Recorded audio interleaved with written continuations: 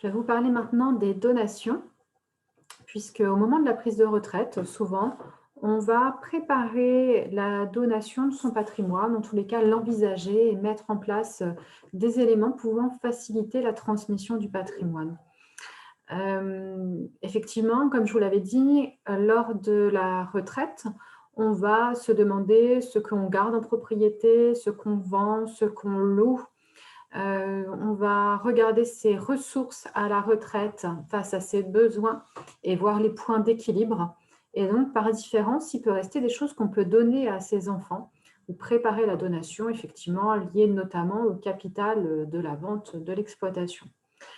Dans les questions que l'on se pose pour préparer sa cessation d'activité et les donations, et la transmission de son patrimoine, il faut toujours prendre en compte la notion de la protection du conjoint. Est-ce que l'on est marié? Sous quel régime matrimonial? Est-ce que ces biens-là et là nous appartiennent en communauté ou est-ce que pour moi c'est du bien propre et comment protéger mon conjoint sur ces biens? Évidemment, quel est le sort de la maison d'habitation? Quels sont le sort des bâtiments et des terres? Est-ce que je vais donner? Est-ce que je vais vendre? Est-ce que je vais faire une donation partage? Est-ce que je veux qu'elle soit égalitaire ou pas égalitaire, déséquilibrée, mais officiellement déséquilibrée? Ou alors, est-ce que je vais faire simplement une donation en avancement d'ouari, donc une avance de part à un enfant, et à la succession, il sera recalculé en fonction de la valeur au moment de la succession du bien qui avait été donné par avance, pour voir si l'égalité est respectée au moment de la succession. Voilà, ça c'est vraiment une question de philosophie. Est-ce que l'on veut que l'égalité entre ses enfants soit faite au moment où on va donner ou alors au moment de son décès? On voit bien que c'est un peu difficile, en fait, ces notions d'évaluation. Par exemple, on voit que le prix des terres augmente alors que le prix des maisons à la campagne varie beaucoup. C'était pas grand-chose. Ensuite, avec les Anglais, les valeurs de nos maisons avaient augmenté. Ensuite, elles étaient invendables et n'avaient plus de valeur. Donc voilà, qu'est-ce que ça va devenir? De la même manière, des terrains qui pouvaient être constructibles aujourd'hui ne le sont plus. Donc, si on avait fait une donation partage sur une valeur de terrain constructible, alors qu'après, au moment du décès, ce n'est plus le cas. Est-ce que c'est juste ou pas juste? Voilà, ça fait partie des questions. Alors, il faudra décider effectivement de voir si vous faites une donation partage et alors on fige les valeurs au jour de la donation notariée ou alors on part sur simplement un règlement à la succession du partage et de l'égalité du partage. Voilà, ça c'est important de le déterminer. C'est vrai que nous, en tant que conseillers, on a plutôt tendance à vous dire faites une donation partage de votre vivant parce que vous êtes là pour l'expliquer, vous êtes là pour assurer le dialogue entre vos enfants, faire en sorte qu'ils puissent s'exprimer et vous expliquer en fait comment est-ce que vous faites les lots entre chacun, comment est-ce que vous avez évalué les biens. Voilà, c'est plus facile lorsque vous êtes là pour le faire, bien sûr. J'ai rajouté un petit mot là sur ne pas oublier le règlement du salaire différé. Donc, ce n'est pas une donation, salaire différé, c'est bien payer une dette.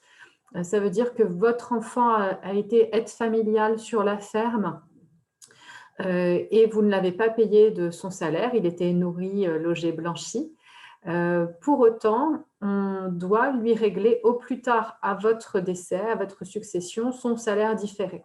Mais le mieux, c'est de l'anticiper et de le faire juste avant votre cessation d'activité, tout simplement parce que ce salaire différé pourra passer en charge sur vous, votre exploitation, tant que vous êtes actif. Parce que de l'autre côté, maintenant, pour les aides familiaux, le règlement du salaire différé rentre dans leur fiscalité, dans les traitements et salaires. Donc, autant que ce soit déduit et refiscalisé de l'autre côté aussi. Alors, c'est sur la base du SMIC horaire, les 2/3 d'un SMIC fois 2080, fois le nombre d'années où votre fils, votre fille a été aide familiale. Donc, historiquement, on arrivait à des gens qui avaient été aides familiaux pendant 10 ans et on pouvait arriver à 100 000 euros en fait, de salaire différé qui venait d'abord sur le règlement de la succession. Donc, aujourd'hui, ce n'est plus le cas. Déjà, c'est limité à 5 ans maintenant, le statut d'aide familiale pour la nouvelle génération. Et puis, en règle générale, c'est que des statuts qui sont temporaires dans l'attente d'une installation. Mais ayez-le en tête, même si votre enfant a été que quelques mois à être familial, le temps de faire une césure, ça peut être intéressant de lui régler tant que vous êtes en activité pour que ça se soit pris en compte et que donc ça vienne le faciliter, lui, dans sa reprise de votre exploitation. C'était une petite parenthèse. Pour continuer sur les donations, ce qu'il faut bien savoir, c'est qu'on a souvent en tête les règles fiscales liées aux donations et aux successions. En fait, l'obsession, c'est de ne pas payer de droits à l'État. Donc, on va payer le notaire pour organiser la succession ou la donation, mais on ne veut pas payer de droits à l'État. On veut rester en dessous des seuils. Souvent, on me dit, je n'ai pas le droit de donner plus de 100 000 euros. En fait, si, vous avez le droit de donner plus de 100 000 euros. Mais au-delà de 100 000 euros, comme on va le voir tout à l'heure, on va commencer à payer des droits de mutation à titre gratuit à l'État. Voilà. Mais il ne faut pas régler une succession avec uniquement cette vision réduite de la fiscalité, parce que sinon on passerait à côté de certaines choses. Comme je vous disais tout à l'heure, vis-à-vis d'une donation-partage, ce qui est important dans une donation-partage, c'est de voir comment vous voulez faire des lots entre vos enfants, les répartir pour que ça se passe bien, pour que ça assure aussi une pérennité de l'exploitation. Si c'est un enfant qui va reprendre la ferme, il faut qu'il soit assuré d'avoir les bâtiments et les terres qui sont alentour durablement.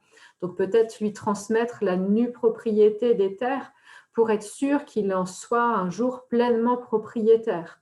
Voilà, ça le sécurise totalement sur son exploitation, sur la reprise de son exploitation. Donc c'est très important de faire les choses d'abord intelligemment d'un point de vue civil, patrimonial, terrain, matériellement, d'avoir vraiment des îlots identifiés et que ça ait du sens et que ce soit le plus équilibré possible. Et ensuite, de regarder la fiscalité et les astuces fiscales pour avoir le moins de droits à payer, puisque ça, c'est autorisé par la loi, d'optimiser. Alors, les règles fiscales, je vous les réexplique un peu en détail parce qu'on ne prend pas toujours le temps, en fait, chez le notaire, d'avoir cette réexplication. Donc, ça se passe en plusieurs étapes. La première étape, c'est de calculer quelle est la valeur du bien que l'on va transmettre, donc l'estimer, la faire estimer soit par le notaire, soit par un expert agricole, sur sa valeur vénale. Donc, on ne parle pas de valeur de donation, on parle bien d'une valeur vénale. Si je devais le vendre, combien est-ce que je pourrais toucher sur ce bien? C'est ça la règle. Et après, on va voir les abattements qu'on peut avoir dessus, effectivement, sur cette estimation. Et notamment le démembrement de propriété. Si je donne qu'une partie de la propriété, c'est-à-dire si je donne la nue propriété, qui est un droit un peu en attente finalement, eh bien, je ne vais pas donner 100% de la valeur, je vais donner qu'une partie de la valeur. Donc voilà, ça c'est l'estimation. Après, on va appliquer des abattements. Donc il y a des abattements légaux et notamment le plus connu, c'est l'abattement qui repart à zéro tous les 15 ans et dont je vous parlais, c'est les 100 000 euros par parent et par enfant. En fait, cet abattement dépend de savoir si on est en ligne directe ou pas, le degré de famille en fait. Et donc, on va avoir un montant en fonction de ce degré de famille. Donc là, tous les 15 ans, chaque parent et chaque enfants peuvent bénéficier d'un abattement de 100 000 euros sur le calcul des droits de donation et succession. Une fois que l'on a calculé ça, si jamais ça dépasse encore, si jamais il y a encore des droits qui sont dus à l'État, on va appliquer un barème progressif de taxation, 5, 10, 15, 20% étant une grosse tranche. C'est pour ça que souvent on calcule sur la base de 20%. Et si donc le montant de ces droits là est calculé donc sur ce qui dépasse, on va pouvoir peut-être bénéficier de réductions. Mais vous allez voir, les réductions ont été réduites. Alors d'abord sur la notion de l'estimation. Donc je vous disais, on part en principe d'une valeur vénale du bien et on va regarder comment est ce bien. Donc si jamais on donne qu'une partie de ce bien, qu'on démembre la propriété, donc on garde l'usufruit, on garde l'usage du bien ou les fruits de ce bien, c'est-à-dire que si le bien est loué, on va pouvoir toucher le loyer de ce bien. On va transmettre qu'une partie de la propriété qui est la nue propriété et donc qu'une partie de la valeur. Si je suis jeune retraité, là entre 61 et 70 ans, on regarde l'âge du capitaine, Et on sait que la valeur de ce que l'on garde, c'est 40%. Donc, par différence, on considère que ce que l'on donne, ça vaut 60%. Donc, si j'ai 100 000 euros de terre à transmettre à mon enfant en nue propriété, eh bien, on va considérer qu'on lui transmet pour calculer l'égalité entre les frères et sœurs et pour calculer la fiscalité que 60 000 euros, 60%. Voilà, ça c'est pour le calcul du démembrement de propriété.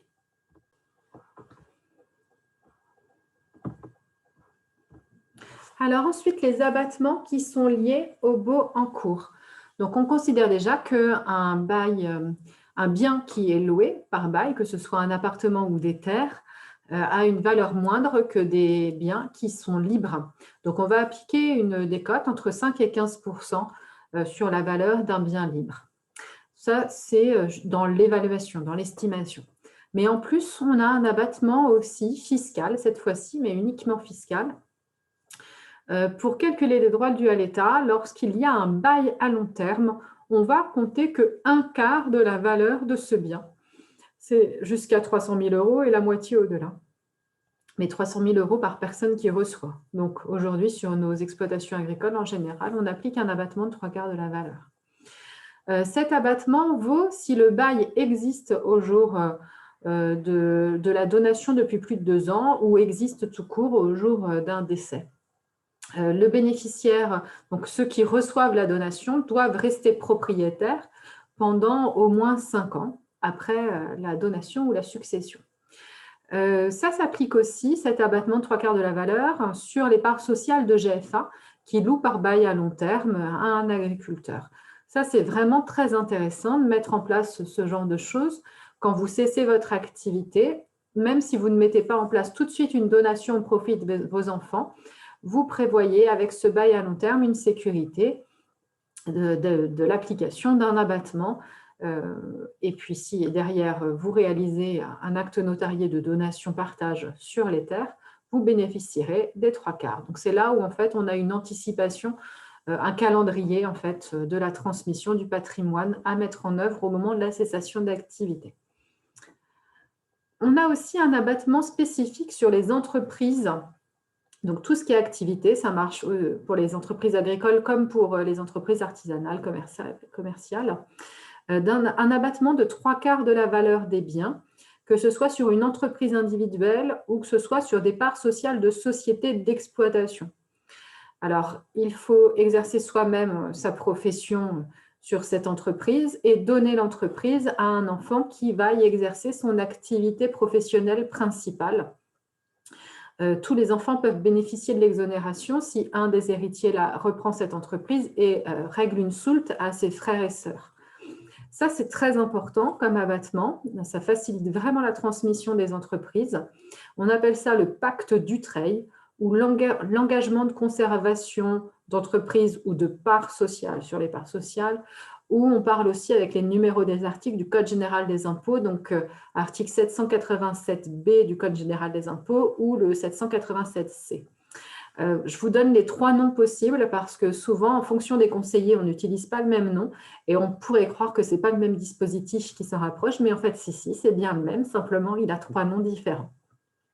Alors, ce dispositif, pour qu'il s'applique, il faut en justifier au moment de la donation ou de la succession et en justifier, maintenant, ça s'est simplifié, une fois l'engagement de conservation terminé.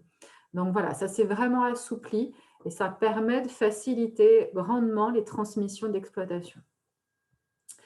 Donc voilà sur la partie abattement spécifique. Et là, on passe à l'abattement général pour le calcul des droits en fonction du degré de parenté. Donc c'est là où, en plein milieu du tableau, vous retrouvez les 100 000 euros dont on peut bénéficier tous les 15 ans par parent et par enfant. Donc, vous voyez, c'est le même abattement qui s'applique en cas de donation et de succession. Et c'est un abattement qui est lissant, enfin coulissant en fait, en fonction du temps qui passe. C'est pour ça que parfois, pour faire des blagues, on me dit, une fois que vous avez fait votre donation, si vous avez utilisé vos 100 000 euros, il ne faut pas décéder pendant 15 ans. En fait, ce n'est pas vrai, peu importe. Je ne vous le souhaite pas.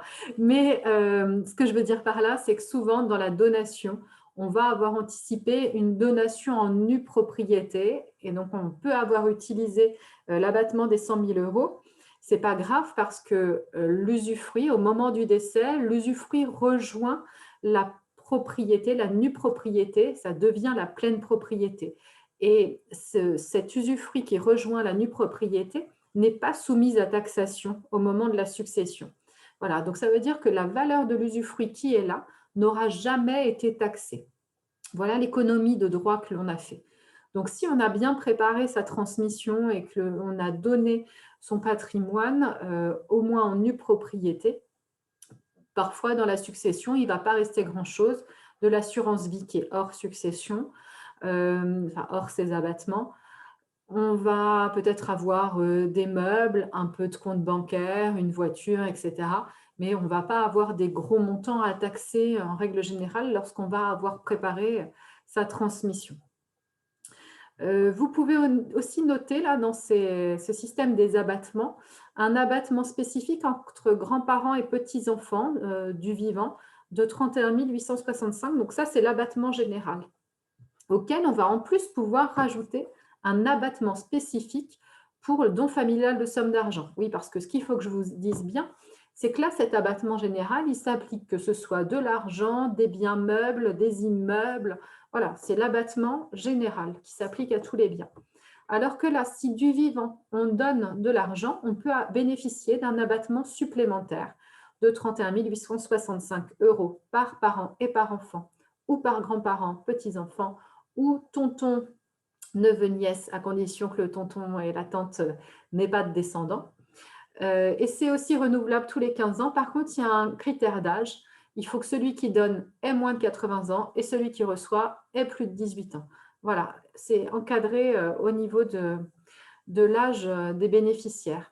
Mais ça permet effectivement de faire glisser de l'argent. C'était pour relancer l'économie. Ça avait été lancé par Sarkozy et ça a été depuis pérennisé.